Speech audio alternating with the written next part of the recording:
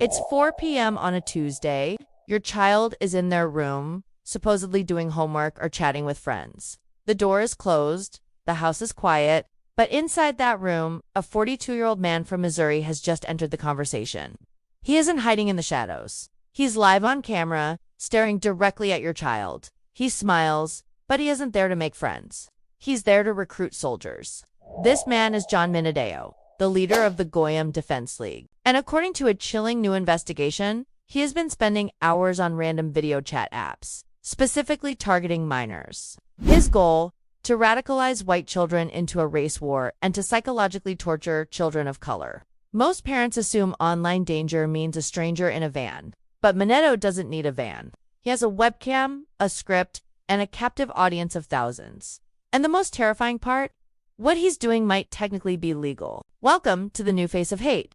To understand how this happens, you have to understand the playground. Minadeo operates on roulette-style video chat platforms. These are apps where you click a button and are instantly connected to a stranger anywhere in the world.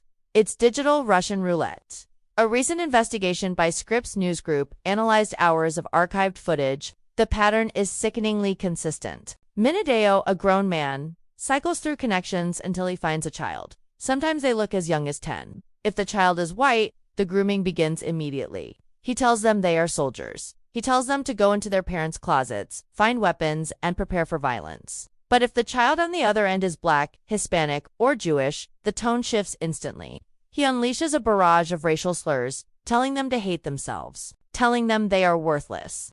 It is a targeted, psychological assault designed to inflict maximum trauma in minimum time. And he's not doing this in private. He is live streaming these interactions to his followers on his own extremist websites. Every time he makes a child cry, or every time he confuses a teenager into listening to his propaganda, his chat room cheers. They aren't just watching, they are funding it. But how much is this hate actually worth? The numbers are staggering. This isn't just a hobby for Minadeo, it's a business. The Goyim Defense League, or GDL, is a neo-Nazi network that has reportedly raised over $100,000 this year alone. This money comes from donations, often solicited during these very lives. Viewers pay to see him harass children. They pay to see him brandish weapons on camera. It is a monetized ecosystem of hate. You might have seen the GDL before. They are the group notorious for tossing sandwich bags weighed down with rice and anti-Semitic flyers onto driveways. Across the U.S. in July 2024, they swarmed a city council meeting in Nashville. But the flyers are just the marketing. The product is the radicalization of youth. Phil Williams, the investigative reporter who broke this story, uncovered that Minadeo uses the anonymity of the internet to bypass traditional safeguards. In the past, a predator had to physically approach a child. Now Minadeo can access a teenager in London, a middle schooler in New York, and a student in Texas, all within the span of 10 minutes. But here is the twist that makes this case so dangerous. It's not just empty threats online. The influence is bleeding into the real world. In January 2025, the nightmare scenario became real at Antioch High School near Nashville. A 17-year-old shooter opened fire. In the aftermath, investigators found a manifesto. It was a chaotic, hate-filled document, but one thing stood out. The shooter cited the GD. While police have not charged Minadeo directly with the shooting, the connection is undeniable. The shooter was consuming the exact type of content Minadeo produces. The FBI has been warning about this for years. In their 2025 report on violent extremism, they noted that lone offenders often radicalize online and mobilize quickly. The timeline is shrinking. It used to take months or years to radicalize someone. Now, with the intensity of these live streams and the isolation of the post-pandemic world, experts say it can happen in weeks. Minadeo tells these kids that society is lying to them. He tells them he is the only one telling the truth. For a lonely, isolated 14-year-old boy looking for belonging, that is a seductive lie. And just when you think it can't get darker, investigators noticed what Minadeo was holding during these chats. It wasn't just words. In several archived streams reviewed by investigators, Minadeo is seen pulling out what appears to be an assault rifle. He holds it up to the camera while talking to minors. He shows them the magazine. He treats it like a toy, normalizing the presence of a weapon in a conversation about racial hatred. This is where the line blurs between free speech and a criminal threat. Under federal law, specifically 18 U.S.C. Section 249, hate crimes involve acts of violence. But 18 U.S.C. Section 875 prohibits transmitting threats across state lines. The digital forensics here are the key.